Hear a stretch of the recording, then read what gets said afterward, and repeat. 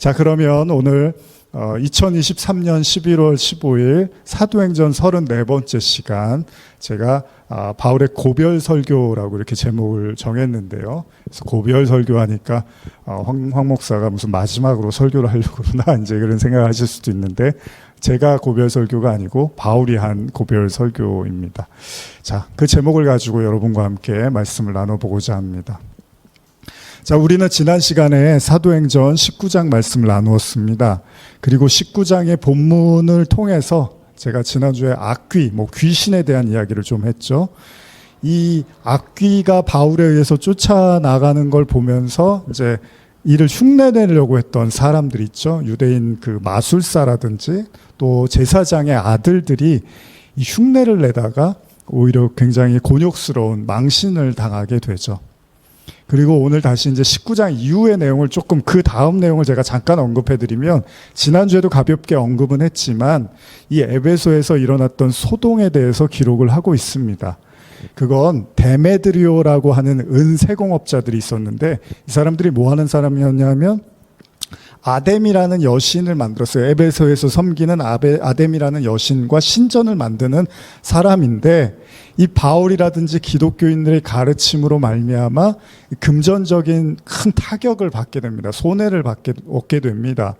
왜냐하면 이들이 인간의 손으로 만든 우상은 다 헛것이다라고 말을 하니까 화가 난 거예요. 그래서 사람들이 이제 선동을 해서 이 기독교인들을 박해를 해야 되겠다. 그래서 바울과 함께 있었던 가이오와 아리스다고를 이제 재판에 붙이려고 강제로 원형극장으로 끌고 들어갑니다. 그런 장면이 이제 19장 중반 하반에 이렇게 나오는데, 그러니까 당연히 바울도 어떻게 되는지 궁금하니까 가려고 했어요. 그 안으로 들어가려고 했는데, 주변에 이제 바울과 가까웠던 사람들이 이제 만류를 하는 거죠. 거기 들어갔다가는 큰일 난다. 그러니까 만류를 하게 되는 거예요. 근데 어쨌든 간에 다행히도 이 에베소의 시장이 이 문제를 가지고 크게 문제를 삼지 않게 됩니다. 그래서 그냥 흩어버립니다. 그냥 돌아가라. 이건 문제 삼을 게 아니다. 라고 이야기를 하죠. 그래서 다시 소동이 잠잠해지고요. 이제 오늘 본문인 20장으로 넘어오면서 바울의 사역이 이제 계속 또 지속되는 것을 보게 됩니다. 바울은 가는 데마다 똑같죠. 말씀을 전하고 또 계속 핍박을 받고 이런 일들이 계속 일어나고 있습니다. 그래서 한번 제가 현대어 성경으로 제가 읽어드릴게요. 오늘은 제가 현대어 성경을 좀 많이 찾아왔는데, 여러분들이 좀 이렇게 설교 듣듯이 편안하게 좀 들으시라고, 말씀 내용도 좀 많고 해서 일단 현대어 성경을 한번 읽어드리겠습니다. 사도행전 20장 1절에서 6절입니다. 소란이 어느 정도 진정되자 바울은 신도들을 불러 마지막 설교를 하고 마게도냐로 떠났다. 가는 도중에도 지나가는 여러 도시에 들러서 설교를 하였다. 그리고 헬라에 도착하여 석 달을 거기서 지낸 뒤 배를 타고 수리아로 건너가려고 준비하였다. 그러나 유대인들이 그의 목숨을 노리고 있는 기미를 알아차리고 북쪽 마게도냐로 먼저 가기로 결정하였다. 바울과 같이 아시아까지 동행한 사람은 베레아 출신 브로의 아들 소바더, 데살로니가에서 온 아리스다고와 세군도, 더베 사람 가이오, 그리고 디모데였다. 두기고와 드로비모는 자기들의 고향인 아시아로 돌아가는 길이었다.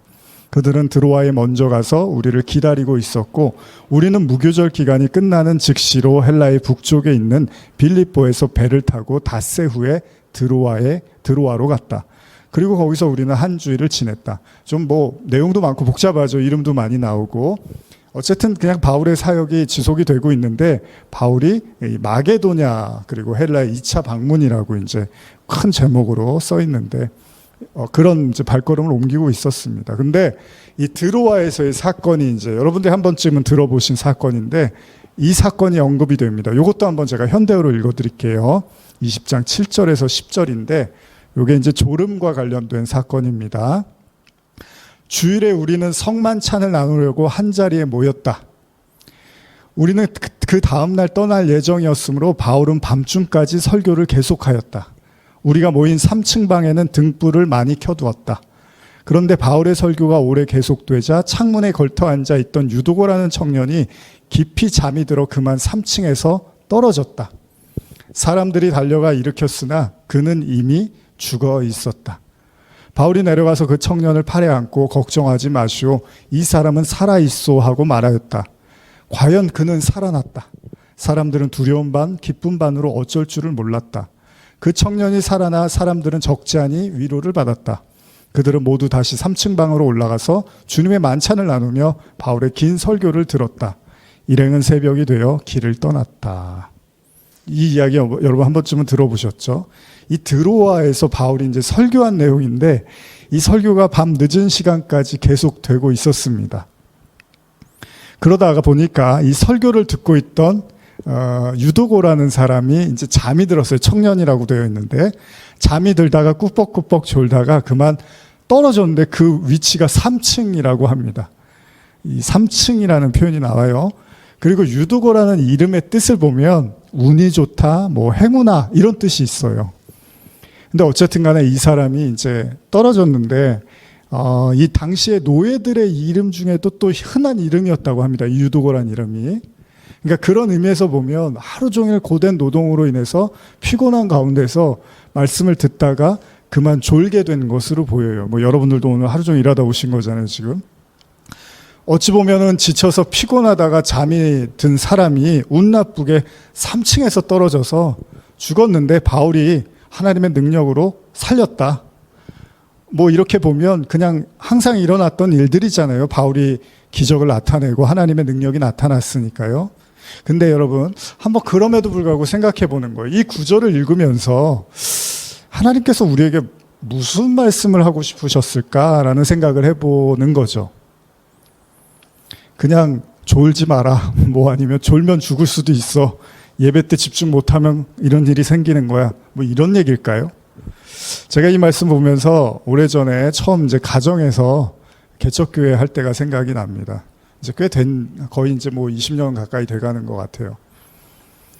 제가 신학교를 졸업하고 이제 한동안 교육전도사로 다른 곳에서 사역을 하다가 개척에 대한 마음이 좀 커서 그 마음을 품게 되고 어려운 가운데서 이제 가정에서 개척을 하게 됐습니다. 뭐 잘 아시죠? 근데 그러다 보니까 이제 경제적인 어려움이 있다 보니까 이걸 이제 감수해야 되잖아요. 그러다 보니까 제 아내가 이제 직장 생활을 하면서 개척 사역을 도우려고 많이 노력을 했죠. 근데 이제 저도 뭐 기도하면서 나름대로 이제 목회를 하려고 하는 가운데서 아무래도 이제 교회를 시작하면서 뭔가 더 많은 열정과 기도가 필요하다고 생각을 했던 저는 안 되겠다. 이제 매일마다 좀 시간을 정해서 저녁에 아내와 함께 가정 예배를 드려야겠다라고 이제 생각을 했죠. 근데 이제 그 당시에 아내가 거의 이제 제가 한 10시부터 예배를 드리자, 매일 저녁 10시부터 가정 예배를 드리자라고 이제 했는데 아마 제 기억으로 아내가 그 당시에 일을 마치고 오면 거의 저녁 시간을 넘길 때가 많았던 걸로 알고 있어요. 뭐 9시, 뭐 10시, 뭐 더 늦게 온 날도 있고요. 근데 이제 조금 뭐 일찍 온 날도 있었겠죠. 근데 그리고 나서 끝이 아니라 또 그날 집에 와서 또 마무리해야 되는 일이 있었어요. 그날 한 일에 대한 마무리를 또 해야 돼서 거의 뭐 일이 많을 때는 11시, 12시 가까이 이제 계속 일을 해야 될 때가 많았던 거죠. 근데 이제 그럼에도 불구하고 제가 이제 가정 예배를 약속한 터라 제가 이제 예배를 인도하고 아내가 이제 그 시간이 되면 이제 예배를 드렸습니다. 근데 아무래도 일이 이제 고됐는지 제가 이렇게 설교를 하고 있으면은 꾸벅꾸벅 졸 때가 있습니다. 그러면 제가 빨리 이제 맞춰야 되잖아요. 아유, 오늘 피곤한가 보다. 근데 오히려 저는 이제 설교를 더 길게 하고 깨어날 때까지 설교를 하는 거죠. 다시 깨어나서 집중할 수 있을 때까지. 그래서 오히려 설교를 더 지속했던 이제 기억이 납니다. 그래서 좀 길었던 날은 이제 새벽 1시 가까이 돼서야 예배가 이제 끝날 때도 종종 있었죠. 물론 지나고 나서 제가 아내한테 그때 시절 저 때문에 고생 많았다고 미안함을 이렇게 표하기도 했지만 지금 생각해 보면 그렇게 힘들고 피곤한 상황 속에서도 함께 그냥 예배드리고 기도하면서 그렇게 같이 했던 아내에게 참 고마운 마음도 듭니다.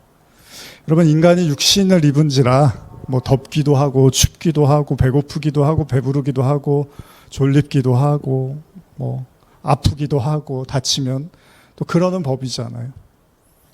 그렇다면 오늘 유두고의 이 기적 사건에서 한 가지 나눌 수 있는 건 유두고가 졸았다는 사실이 문제일까? 그러기보다는 제 생각에는 그렇게 피곤한 몸을 이끌고 와서 바울의 설교를 듣고자 했던 유두고에게 하나님께서 졸게 된 그를 나무라시는 것이 목적은 아닌 것 같아요. 졸지 말아라. 졸다가 죽어. 그게 하나님의 말씀은 아닌 것 같아요. 그럼에도 불구하고 이제 말씀을 들으려고 했던 그 유두고의 마음을 귀하게 보시지 않았을까 생각을 해봅니다. 뭐 저도 그렇거든요. 교회 오셔서 좀 주무셔도 뭐 그렇게 제가 그게 화가 나거나 뭐 그게 이렇게 막 마음이 안 좋고 그러지는 않아요. 그냥 피곤하셨나 보다 그래요. 물론 뭐 너무 대놓고 그냥 이렇게 무시하고 예배를 그러면은 좀 그럴 수 있겠지만 들으려고 하는데 자꾸 졸음이 오는 건 어쩔 수 없잖아요. 여러분 천하의 씨름 장사도 넘기기가 힘든 게 바로 인간의 눈꺼풀이라고 하잖아요. 졸음은 쉽게 막을 수 있는 게 아닙니다. 만약에 그런 식으로 탓하기 시작하면 이런 말도 해요. 그러면은 바울이 얼마나 졸렵게 지루하게 설교를 했으니까 졸았을 거 아니야? 이런 말도 한단 말이에요. 그러니까 핵심은 설교가 지루했느냐, 뭐 길었느냐, 왜 많이 했느냐, 왜 졸았느냐 이런 걸 지금 얘기하는 게 아니라 그 깊은 밤중까지 이어지는 설교임에도 이를 듣고자 했던 유두고의 마음이 아닐까 생각을 해봅니다. 저도 설교를 굉장히 많이 듣는 편이거든요. 제가 하루에 설교 듣는 양이 4시간에서 5시간 정도 설교를 들어요. 거의 매일이라고 봐요. 한 1.5일. 그러니까 거의 어떤 날은 안 듣는데 거의 매일 한 4-5시간 정도의 분량의 설교를 듣거든요. 근데 이제 듣다 보면 또 졸음이 오고 자기도 하잖아요. 근데 뭐 그건 어쩔 수 없는 거잖아요. 예수님께서 십자가를 지시기 위해서 겟세마네 동산에서 땀이 피가 되도록 기도하시죠. 근데 정작 제자들은 그 상황이 중요하고 심각한데 졸음을 이기지 못하고 자고 있습니다. 예수님이 이제 기도하다가 가보시면 졸고 있으니까 핀잔을 늘어놓기도 하시죠. 너희들 이렇게 깨어있을 수가 없냐? 근데 오늘의 본문은요, 단순히 졸았다고 핀잔을 늘어놓기 위한 본문으로 느껴지지는 않습니다. 그런 의미에서 다른 의미를 한 가지 생각해 볼 수 있다면, 그러니까 표면적 의미가 아니라 어떤 상징적 의미로 접근을 한다면, 어떤 의미에서 바울의 가르침이 누군가에게는 졸 수밖에 없는 어려운 이야기였다라는 얘기를 하고 싶었던 건 아닐까라는 생각도 해봅니다. 물론 단순히 그냥 피곤해서 졸았다 이렇게도 이해할 수 있어요.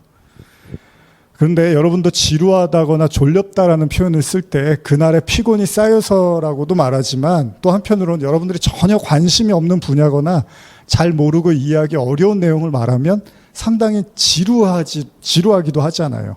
졸릴 수도 있잖아요. 그래서 그런 관점에서 보면 이 유두고가 조는 장면과 이 바울의 가르침이 뭔가 바울은 설교를 하고 있지만 저쪽에서는 졸 수밖에 없는 뭔가 그런 것들을 묘사하고 있는 건 아닐까라는 생각을 해봅니다. 여러분 사도행전에서 굉장히 중요한 말씀이라고 제가 보는 사도행전 28장에 나온 말씀인데 이 말씀은 이사야서에서도 이미 등장을 하는데 바울이 마지막 장에서 인용을 하고 있는 구절입니다. 근데 이 구절을 저는 굉장히 중요하다고 보는데 한번 성경 있으신 분들 28장 23절에서 28절 한번 찾아서 읽어볼까요? 사도행전 28장 23절에서 28절입니다.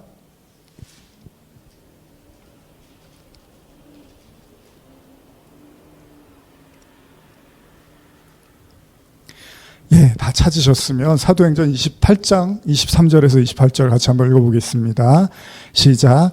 그들이 날짜를 정하고 그가 유숙하는 집에 많이 오니 바울이 아침부터 저녁까지 강론하여 하나님의 나라를 증언하고 모세의 율법과 선지자의 말을 가지고 예수에 대하여 권하더라.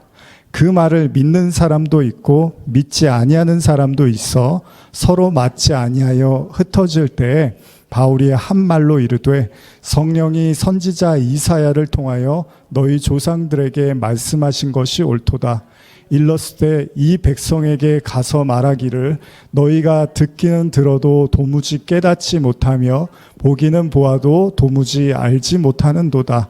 이 백성들의 마음이 우둔하여져서 그 귀로는 둔하게 듣고 그 눈은 감았으니 이는 눈으로 보고 귀로 듣고 마음으로 깨달아 돌아오면 내가 고쳐줄까 함이라 하였으니 그런즉 하나님의 이 구원이 이방인에게로 보내어진 줄 알라. 그들은 그것을 들으리라 하더라. 이 말씀이 굉장히 중요한지 성경에 반복적으로 등장을 하고 사도행전의 마지막 장에도 등장을 하는데, 여기서 제가 28장 26절과 27절을 현대어 성경으로 읽어드릴게요. 잘 들어보세요. 이 백성에게 이 말을 전하여라. 너희가 듣기는 아무리 많이 듣더라도 깨달을 수는 없을 것이다. 너희가 끊임없이 보더라도 그 의미는 알 수가 없을 것이다. 이 백성이 마음을 둔하게 하여라. 귀를 막아버려라. 눈을 아예 감겨버려라. 그들이 눈으로 보거나 귀로 듣거나 마음으로 깨달아 내게로 돌아오지 못하게 하여라. 그들이 고침받는 일이 없게 하여라. 굉장히 아이러니한 표현이죠. 이런 표현이 나옵니다. 전하는데 못 듣게 하시는 거예요, 하나님이. 물론 이 말씀은 이미 기록된 것처럼 구원이 이방인에게로 옮겨졌다라는 말씀을 의미하기도 하지만, 동시에 또 무서운 건 뭐냐면 복음이라는 게요, 알려고 해서 알 수 있는 것도 아니고 들으려고 해서 들리는 것도 아니고 깨닫고 싶어도 깨달아지는 게 아니라는 내용을 이 안에 담고 있습니다. 즉 이게 무슨 말입니까? 하나님의 강권하심이 있어야만 가능함을 암시해주는 구절이라는 거죠. 요한계시록에 많이 등장하는 말씀 뭐죠? 귀 있는 자들은, 이런 표현이 나오죠. 귀가 없는 사람도 있나요? 들을 귀가 있는 자들, 그러니까 주님이 그 귀를 열어주신 거예요. 그래서 성경에 보면 이렇게 눈이 열리고 귀가 열리고 말을 못한 사람이 말을 하고 이런 이야기들이 나오는 겁니다. 어쩌면 유두고에게 바울의 설교는 매우 어렵고 난해하게 들렸을 수도 있다는 거예요. 그러기에 그는 마치 바울이 말한, 저는 개인적으로 유두고가 3층에서 떨어질 때 이 3층이라는 표현이 바울이 말한 세 번째 하늘, 3층 천을 저는 연상하게 되는데요. 뭐 사람마다 다 다르겠지만 어찌됐든 간에 3층에서 떨어진 유두고는 마치 우리 3층 천 할 때 3층을 뭐라 그러죠? 그 낙원이라든지 뭐 하나님 나라를 의미하기도 한단 말이에요. 그래서 바울이 세 번째 하늘이라고 표현을 하는데, 저는 이렇게도 한번 이해를 해봤어요. 이 유두고가 그 복음을 듣지만 결국 인간의 스스로의 힘으로 믿고 깨달을 수 있는 존재가 못 된다는 거예요. 그렇기 때문에 결코 자신의 힘으로는 천국에 다다를 수 없는, 거기서 떨어져 내릴 수밖에 없는, 죽을 수밖에 없는 존재임을 상징적으로 보여주고 있는지도 모른다는 거죠. 그럼에도 오로지 다시 살리시는 하나님의 은혜로 다시 태어나는, 그야말로 이건 은혜로만 살 수 있다는 거, 오로지 전적인 은혜를 우리에게 가르쳐주고 있음을 생각해 볼 수 있다는 거죠. 또 하나는 진짜 복음을 듣자, 이제 바울이 이제 복음을 전하자 우리가 죽을 수밖에 없는 죄인, 그러니까 이미 죽어 있다라는 존재가 이렇게 확 드러나 버리는 거죠. 그런 죽어 있는 자를 하나님의 은혜로 말씀으로 다시 살려내는 이 과정을 이 한 사건을 통해서 보여주고 있는 것이 아닐까라고 생각을 해봅니다. 결국 살아난 유두고는 함께하는 많은 성도들에게 큰 위로를 받고 풍성한 교제를 나눌 수 있게 되었습니다. 자, 이제 다시 20장으로 돌아가서 한번 또 말씀을 읽어볼까요? 20장 13절에서 16절입니다.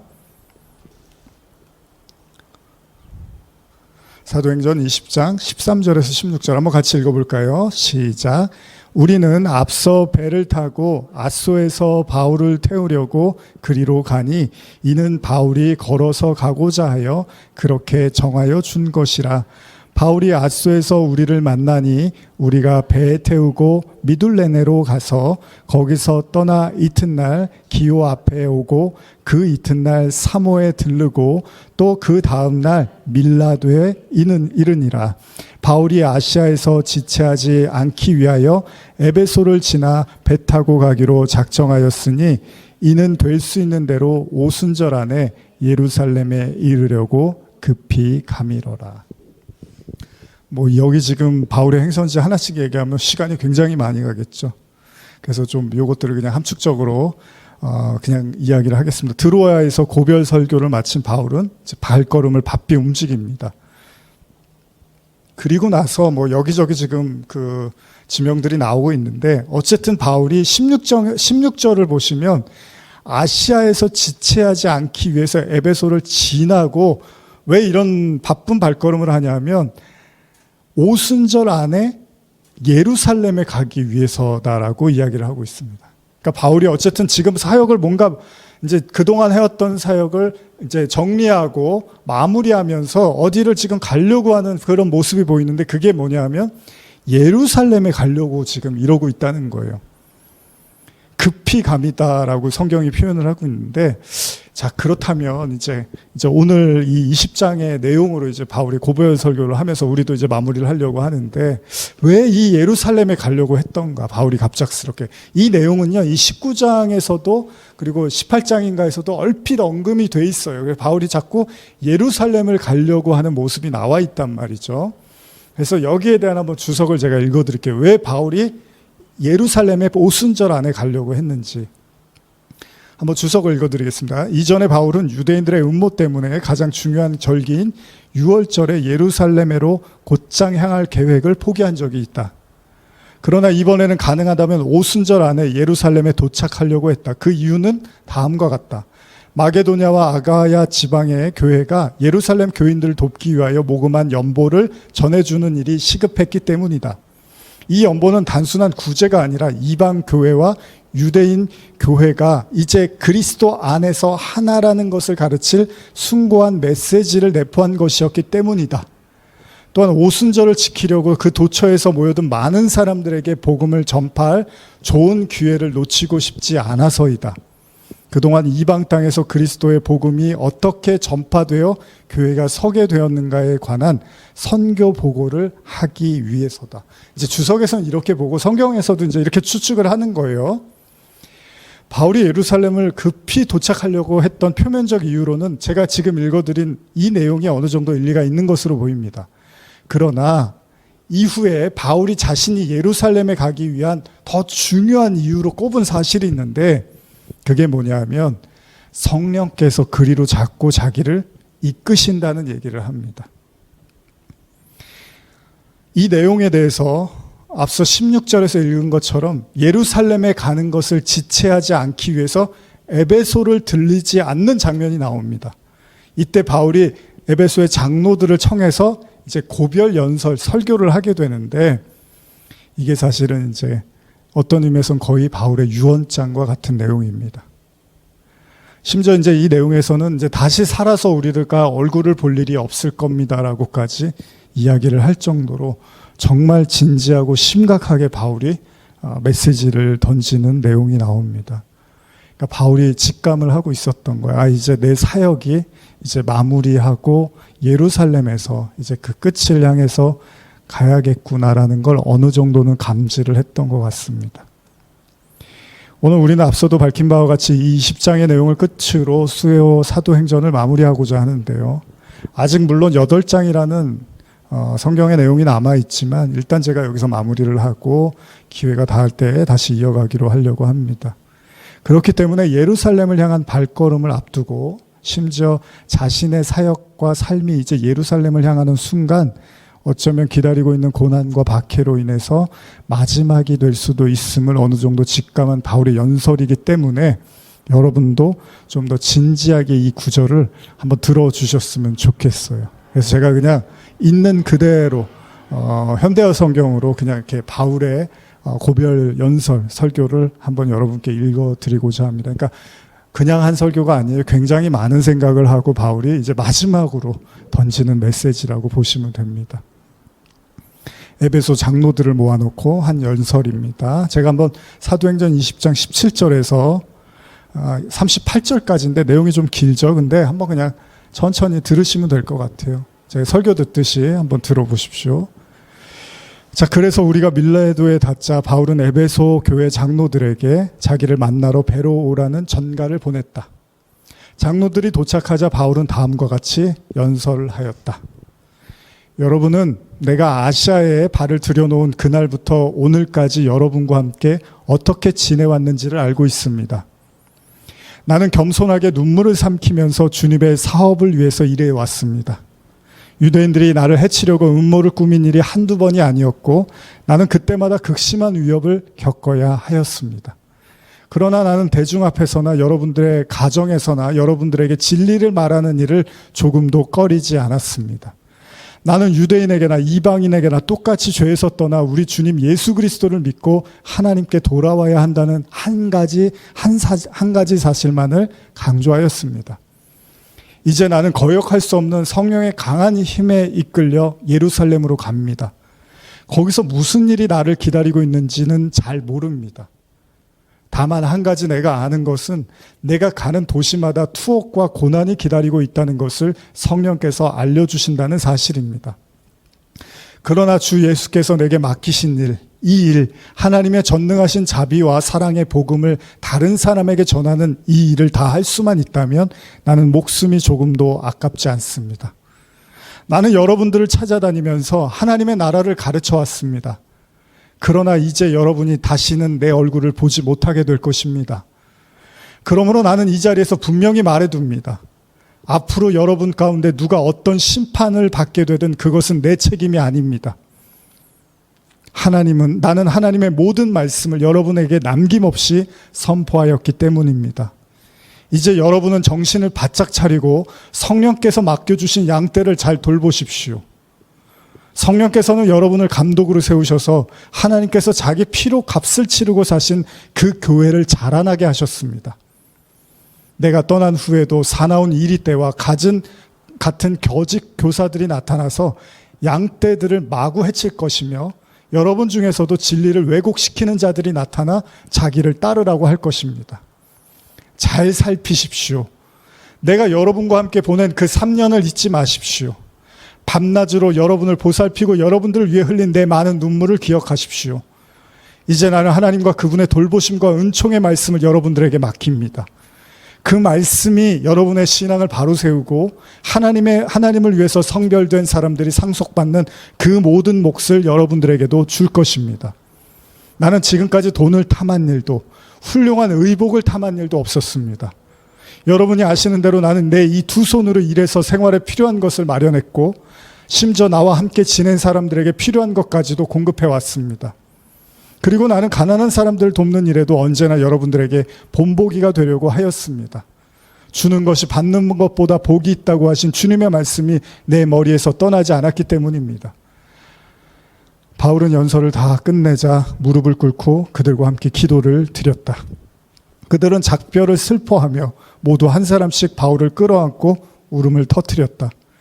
그들은 다시는 만나지 못하게 될 것이라는 말에 애가 끊어지는 것 같았다. 그들은 바울을 배가 있는 곳까지 전송하였다. 바울은요, 자신이 예루살렘을 향하는 이유에 대해서 뭐라고 하죠? 성령이 이끄신다고 말하고 있습니다. 그리고 그곳에서 자신을 기다리고 있는 일은 좋은 일이 아니라 투옥과 고난이라는 것을 알고 있었습니다. 마치 예수님께서 십자가를 지시기 위해서 예루살렘으로 입성하는 것처럼 바울도 그 생의 마지막을 준비라도 하는 듯 예루살렘으로 발걸음을 향하고 있더라는 겁니다. 여러분, 지금까지 우리는 바울의 삶이 어땠는지 말씀을 통해서 잘 살펴봤습니다. 그러나 정말 힘들기도 하고 고단하기도 했고 늘 죽음의 위협 속에서 사투를 벌이며 사역을 해야 했던 바울의 그 심정을 어떻게 우리가 다 낱낱이 이해한다고 할 수 있겠습니까?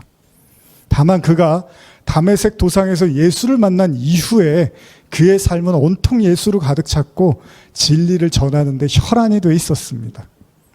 그렇기 때문에 오늘까지도 수많은 사람들은 바울을 기억하고 있고요. 바울을 따르려고 하고 본받으려고 합니다. 물론 거저 이루어진 일은 아닙니다. 이 바울의 많은 고백들이 있지만 제가 개인적으로 좋아하기도 하고 우리에게 힘이 되는, 오늘날 성도들에게 힘이 되는 내용 중에 하나가 바로 고린도서에 있는 이 바울이 사역을 하면서 느꼈던 그 심정들을 토로한, 그리고 어떻게 그 어려움을 극복했는지를 엿볼 수 있는 구절이 있는데요. 이걸 제가 한번 현대어 성경으로 읽어드리겠습니다. 고린도후서 4장 6절에서 12절인데 여러분 바울을 떠올리면서 한번 들어보셨으면 좋겠어요. 어둠 속에서 빛이 있으라고 하신 하나님께서 우리에게 예수 그리스도의 얼굴에 빛나는 하나님의 영광스러운 광채를 깨닫게 해 주셨기 때문입니다. 그러나 이 귀한 보물, 지금 우리들 속에 빛나고 있는 이 빛과 힘은 깨지기 쉬운 그릇, 곧 우리의 연약한 육체 속에 들어 있습니다. 우리 속에 있는 이 영광스러운 힘은 우리 자신에게서 나온 것이 아니라 하나님에게서 나온 것이라는 사실은 누가 보아도 알 수 있습니다. 우리는 사면에서 닥치는 고통에 짓눌리지만 움츠려들지도 쓰러지지도 않습니다. 너무 어처구니 없는 일에 당황할 때도 있지만 절망하거나 자포자기하지도 않습니다. 우리가 박해를 받을 때도 하나님께서 결코 우리를 버리지 않습니다. 우리는 얻어맞고 넘어져도 다시 일어나서 달려나갑니다. 우리 몸은 예수께서 그러하셨던 것처럼 부단히 죽음에 직면하고 있습니다. 그러나 분명한 것은 생명이신 그리스도께서 우리 속에 살아계신다는 사실입니다. 그렇습니다. 우리는 주님을 섬기고 있기 때문에 끝없는 위협을 당하고 있습니다. 그러나 이것으로 오히려 죽을 수밖에 없는 우리의 몸 안에서 예수 그리스도의 힘을 나타내 보일 기회가 언제나 우리에게 주어지고 있는 것입니다. 우리는 복음을 전하기 때문에 죽음에 직면하고 있습니다. 그러나 그 결과 영원한 생명이 여러분들에게 주어지는 것입니다. 여러분, 바울은요, 복음을 전함으로써 직면하게 되는 죽음에 대해서 두려워하지 않았습니다. 왜냐하면 그 결과 얻어지는 그 영혼들의 구원으로 인해서 그들이 예수를 믿게 됨으로써 그 진정한 생명을 얻는 것을 바울은 똑똑히 확인했기 때문입니다. 그렇습니다, 여러분. 살다 보면 언젠가는 직면해야 되는 일들이 있습니다. 도망갈 수만은 없습니다. 아니, 도망가면 갈수록 더 큰 고통이 기다리고 있을지도 모릅니다. 하나님이 우리에게 예비하고 작정하시고 계획하신 일들은 반드시 우리의 삶에서 언젠가는 직면해야 되는 일들입니다. 하나님의 사역과 일을 멀리하면 편안하고 행복할 거라는 착각과 오산은 절대 도움이 되지 않습니다. 오히려 하나님의 일, 하나님의 계획 속에 직면할 때 얻어지는 기쁨과 삶의 의미는 훨씬 더 크고 은혜롭다는 걸 우리가 깨달아야 됩니다.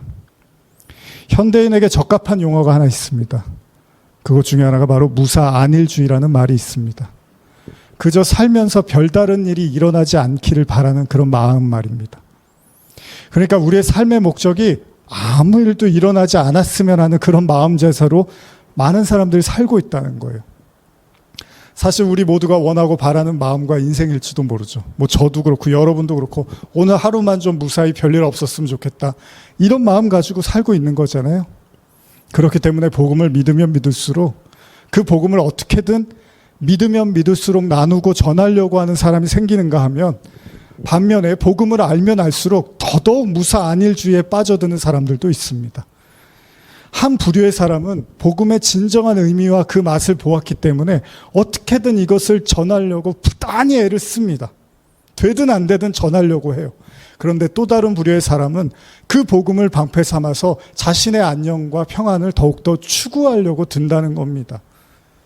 어떤 의미에서 그들은 복음의 진정한 맛과 의미를 아직 경험하지 않았는지도 모릅니다. 가만히 생각해 보면요, 유대인들이 예수를 배척하고 또 바울을 박해하는 이유에서 어쩌면 사람들이 복음을 이해하지 못한 게 아니고요, 이해하지 않으려고 한 건 아닐까요? 그들에게 유대인으로서 복음을 받아들이는 순간 그동안 자신의 믿음은 허사가 돼버리니까 말이죠. 그건 너무 자존심이 상하잖아요. 그리고 나아가서 그 예수라는 작자도 그다지 대단하고 훌륭해 보이지 않는데 거기에 머리를 조아리고 싶지가 않은 거죠. 제가 최근에 나누고 있는 아브라함 주일 설교에서 아브라함 이야기를 하지만, 안타깝게도 아브라함은 99세가 됐을 때 하나님의 약속의 자녀 그 이스마엘이 아니라 이삭을 주시겠다고 할 때 아브라함은 하나도 반가워하지 않았습니다. 99세 때 하나님의 언약을 들고 나타나시자 아브라함은 자신의 실수와 죄의 결과인 이스마엘을 내놓으며 축복해달라고 말합니다. 얼마나 뻔뻔합니까? 얼마나 염치가 없습니까? 그럼에도 불구하고 오늘을 살아가는 수많은 신앙인들이 이런 뻔뻔함과 이 염치 없음을 자각조차 하지 못하고 이것이 내 실수와 불신앙의 산물인데 거기에 대고 하나님이 축복해달라고 하는, 어쩌면 자기만을 위한 신앙에 몰두하고 있는 건 아닐까 걱정스럽기까지 합니다. 저는 종종 진짜 구원이 무엇인지를 깨달은 자, 그러니까 정말 제가 아끼는 사람들한테는 꼭 이 얘기를 하는데, 진짜 구원이 무엇인지를 아는 자는요, 먼저 자기가 절대 구원받을 수 없는 사람이라는 걸 뼈저리게 느낍니다. 이 얘기를 제가 정말 아끼는 사람들한테는 꼭 합니다. 정말로 내가 구원을 절대 받을 수 없는 사람이라는 걸 아주 뼛속까지 느낀 자만이 구원이 무엇인지를 아는 사람입니다. 물론 이 이야기를 듣는 분들 중에 이 말의 의미를 아시는 분도 있지만, 그것은 마치 유대인들이 처음부터 자신들은 선민이고 구원받은 사람이라고 자부하듯이 오늘날도요, 그냥 교회 생활하고 신앙생활 했으니까 이미 자신은 구원을 받은 사람이라고 착각하는 수많은 사람들을 봅니다. 그게 아니라고, 그냥 그렇게 구원이 되는 게 아니라 진짜 구원은 정말 내가 구원받을 수 없다는 그 바닥에서 지하에서 지옥의 끝까지 떠내려가는 그 나를 발견하지 않고는 그 십자가의 복음이 내 복음이 아니라고 그렇게 얘기를 해도 사람들이 시큰둥하고 반응하지 않는 경우를 보고, 또 그런 설교를 제가 영상으로도 많이 하잖아요. 물론 누구나 그렇습니다. 교회를 다니고 신앙생활 어느 정도 하다 보면 당연히 나는 구원받았을 거라고 착각을 하고요, 이제 그게 신념이 되고 그게 믿음이 돼서 내 구원은 흔들리지 않는다고 생각할지도 몰라요. 그런데 예수의 십자가 앞에서 베드로가 주님을 저주할 때 무슨 생각을 했겠습니까? 아무리 내가 3년을 따라다녔어도 이 내 천성이라는 게 절대 천국에 들어갈 수 있는 사람이 아니었구나라는 자기의 자격 없음과 믿음 없음, 그 눈꼽만큼도 신앙을 갖고 있지 못했다는 걸 뼈저리게 베드로는 깨달았던 거죠. 우린 그걸 회개라고 합니다. 그걸 회개라고 하는 겁니다. 그거를. 뭐 옛날에 잘못하고 뭐 누구한테 서운하게 하고 이게 회개가 아니라, 그거는 당연히 해야 되는 거고요. 사람 사는 도리에서. 성경에서 말하는 회개는 정말 내가 하나님 앞에서 절대 내가 설 수 있는 존재 자체가 아니라는 걸 정말 뼛속까지 깨닫게 되는 걸 회개라고 하는 거죠. 그러니 그러한 진정한 십자가의 자기 부인과 회개가 빠진 신앙에서 어떻게 진정한 구원이 논해질 수 있겠습니까? 가끔 제가 인터넷 동영상을 보면요, 요즘 세상에도 이 하도 세상이 어수선하고 흉흉하다 보니까 이 말세와 관련된 많은 영상들이 심심치 않게 올라옵니다. 근데 간혹 여러분도 접하는 영상이 있을 텐데, 이제 뭐 회개라든지 깨어있으라는 그런 메시지를 전하시는 분들 중에 뭐 그런 얘기들을 하시는 분이 있어요. 자기가 거의 평생을 신앙생활을 했고 너무 열정적으로 최선을 다해서 신앙생활을 했기 때문에 자기는 당연히 구원받을 거라고 생각했는데, 어느 날 뭐 기도를 하는데 환상을 봤다든지 어떤 체험을 했다든지 이런 가운데서 자기가 뭐 이제 휴거 얘기도 많이 했잖아요. 휴거를 많이 받을 줄 알았는데 자기도 못 받고 거의 못 받고 몇 명이 못 올라가더라는 뭐 그런 이제 환상을 봤다거나, 지옥에 가봤더니 내가 아는 성도들 뭐 목사들 거기 다 있더라고 뭐 이런 얘기를 한다거나. 그러니까 결론은 뭐냐면 구원받는 사람이 거의 없다는 걸 깨달았다는 거예요. 요새 그래서 연세 많으신 어떤 선교사님이 뭐 이렇게 여자 선교사님이 나와서 막 그런 이제 뭐 부흥회 같은 거 하시는 것도 나오더라고요. 그분도 그런 얘기 많이 해요. 그동안 해왔던 신앙이 다 가짜였다고, 정신 차리라고 뭐 그런 얘기 하시더라고요. 그러면서 회개하라는 간증들을 보게 됩니다. 안타깝지만요, 그들이 느꼈던 그 과정에 대해서 제가 뭐 가타부타 말할 수는 없지만 그 내용, 영적 현실은 틀리지가 않습니다. 제가 10년 전에 이 인터넷 설교를 시작했던 이유도 바로 거기에 있었던 거죠. 당연히 우리가 알고 있었던 구원과 신앙이 완전히 이게 아니었구나라고 돌아서게 되는 그 하나님의 말씀과 그 은혜, 성령의 은혜를 받자 이게 아니었구나라는 걸 뼈저리게 느끼며 두렵고 떨리는 마음으로 시작했던 것이 바로 인터넷 설교였습니다. 여러분, 분명히 말씀드리지만 구원이라는 게요, 우리가 생각하는 것처럼 그렇게 간단하고 단순한 문제가 아니라는 겁니다. 이걸 반드시 뼈저리게 깨달아야만 합니다. 그 계기가 있어야 됩니다. 그러기에 그러한 톤으로 설교를 하고 말씀을 나누다 보면요, 처음엔 사람들이 관심을 보이는 듯 하다가 어느 순간엔 다시 자기 자리로 돌아가서 원래 자기의 생각대로 살고 있는 모습들을 보기도 합니다. 그렇습니다. 십자가 앞에서 부인되어지는 삶을 경험하는 것은 무척이나 아픈 일입니다. 그렇기 때문에 유대인들이 듣고 싶지가 않았습니다. 예수가 아무리 그들의 영적 상태를 꾸짖고 책망하고 가르쳤지만 그들은 이미 구원받은 자고 선민이었기 때문에 더 이상 듣고 싶지 않았습니다. 그들은 예수의 말을 이해할 수 없었던 게 아니라 이해하려고 하지 않았던 것이죠. 그 말을 받아들이는 순간 자신들의 신앙이 물거품이 되어버릴 것 같았기 때문이죠. 바울의 고별 설교 중에 이런 내용이 언급되어 있습니다. 제가 다시 한번 현대어 성경으로 읽어드릴게요. 사도행전 2장 26절에서 27절인데요. 그러므로 나는 이 자리에서 분명히 말해둡니다. 앞으로 여러분 가운데 누가 어떤 심판을 받게 되든 그것은 내 책임이 아닙니다. 나는 하나님의 모든 말씀을 여러분에게 남김없이 선포하였기 때문입니다.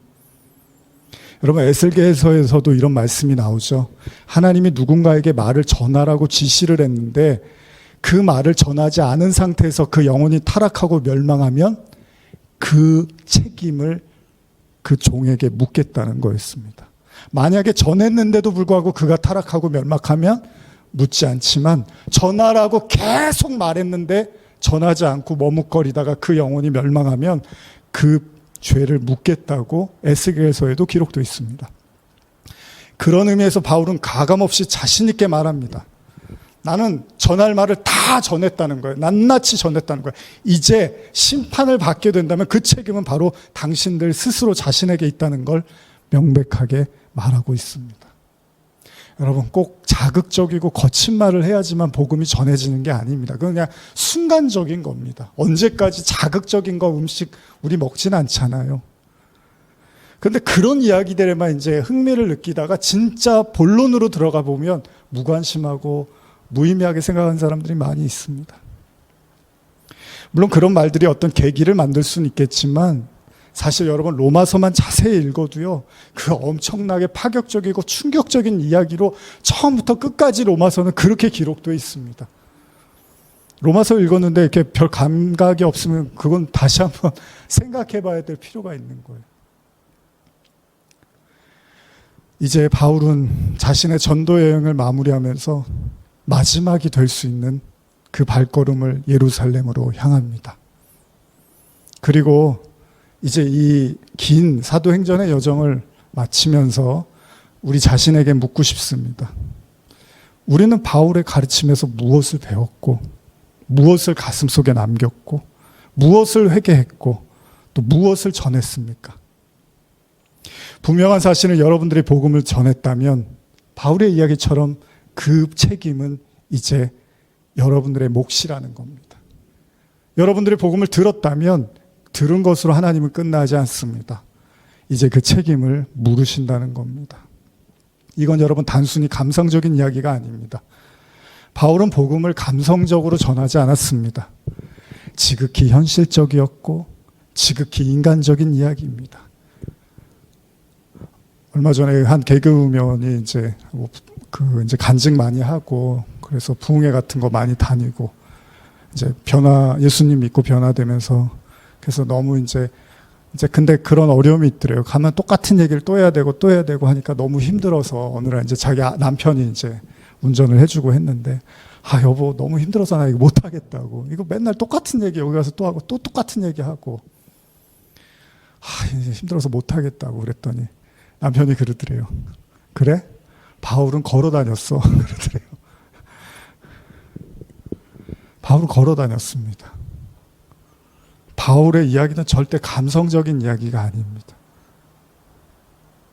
아마 바울의 발을 우리가 볼 수 있다면 아마 다들 눈물을 흘렸을 거예요. 바울의 발이 아마 최춘선 할아버지 못지않게 부르트고 굳은 살이 배기지 않았을까 생각해 봅니다. 여러분, 신앙과 삶은 결코 분리될 수가 없습니다. 그런 신앙은 없습니다. 그건 신앙이 아닙니다. 어떻게 삶과 신앙이 분리될 수 있으면 그게 어떻게 신앙입니까? 예배가 삶이라며요. 삶과 신앙은 분리될 수 없습니다. 예배도 삶과 분리될 수 없습니다. 그래서 제가 이렇게 성전 교회 예배당 오면 이렇게 보통 앉아서들 기도 많이 하시잖아요. 근데 제가 어느 때부턴가 그런 걸 잘 안 하는 게, 우리가 성전이라며요. 근데 여기 와서 이렇게 앉아서 우리가 기도하고, 물론 그게 나쁘다는 건 아닙니다. 그런 마음을 말씀드리는 겁니다. 우리 삶 자체가 걸어다니는 성전이잖아요. 우리가 하나님의 처소고 예배자잖아요. 삶과 신앙은 분리될 수 없습니다. 이제 사도행전의 설교로 이제 어느 정도 마무리하려고 합니다. 그러면서 저는 한 가지 소망합니다. 우리가 지금까지 나눴던 말씀이 좀 헛되지 않았으면 좋겠다.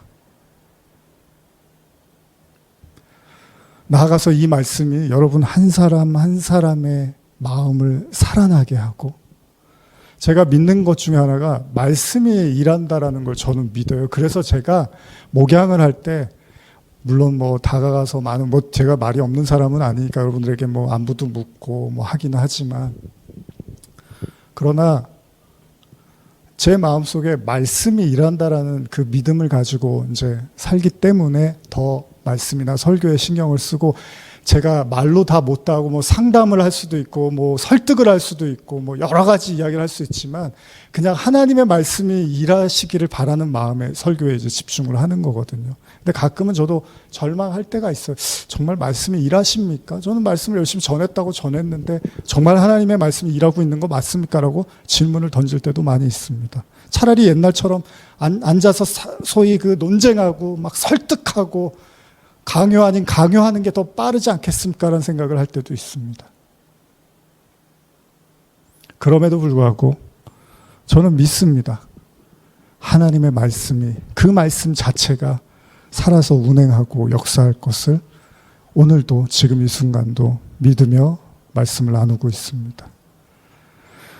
그 말씀들이, 들으셨던 그 말씀들이 여러분들의 마음에, 여러분들의 영혼 가운데 차고 넘치게 운행하시고 역사하시기를 간절히 바라고 소원합니다. 그리고 이 사도행전의 대주제이기도 했던, 혹시 아시나요? 이 사도행전의 대주제가 뭔지? 제가 처음 시작할 때 거기 그 썸네일 이렇게 보시면 이제 이렇게 넘어가는 제목 장면에 보시면 From me to you라고 써놨죠. 나에게서 너에게로. 이 말이 여러분들의 삶에 이제 바울과 같이 나타나기를 또한 간절히 소원합니다. 나한테 머물러 있던 복음이 이제 너에게로 갈 수 있기를 또한 간절히 소원합니다. 마지막으로 이제 아까 읽었던 바울의 고린도후서 4장의 말씀을 이제 몇 구절 더 읽고 마무리하고 싶은데요. 여러분, 바울이 그 어려운 가운데서 사역을 지속할 수 있었던 이유와 믿음이 담겨 있는, 그리고 성도인 우리의 현실이 담겨 있는 이 구절을 끝으로 이제 사도행전 강해를 여기서 마무리하고자 합니다. 제가 이거 현대어 성경, 근데 여러분들이 개역개정 성경 있으시면 한번 찾아서 먼저 한번 읽어보고 제가 현대어 성경 읽고 마치겠습니다. 먼저 고린도후서 4장 16절에서 18절입니다.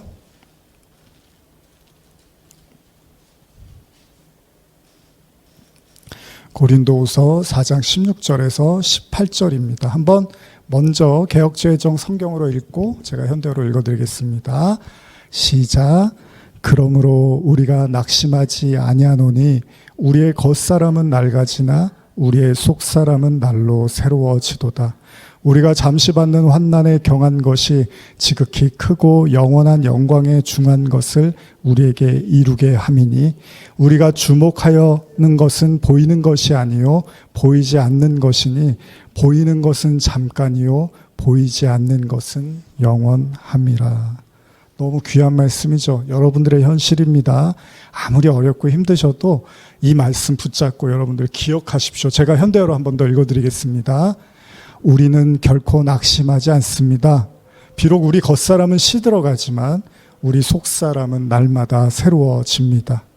우리가 지금 겪고 있는 어려움과 고난은 아무것도 아니며 오래 가지도 않습니다. 이 짧은 고통은 영원히 다함이 없는 영광을 가져올 것입니다. 그러므로 우리는 지금 우리를 둘러싸고 있는 눈에 보이는 어려움에 눈길을 돌리지 않습니다. 오히려 우리는 아직은 보이지 않지만 하늘에 있는 기쁨을 바라보고 있습니다. 어려움은 곧 사라질 겁니다. 그러나 그 기쁨은 영원히 계속될 것입니다. 오늘 바울의 그 절절한 외침과 고백이 저와 여러분들의 마음 깊은 곳에 자리 잡기를 간절히 소원합니다. 기도하시겠습니다. 하나님 아버지 감사합니다.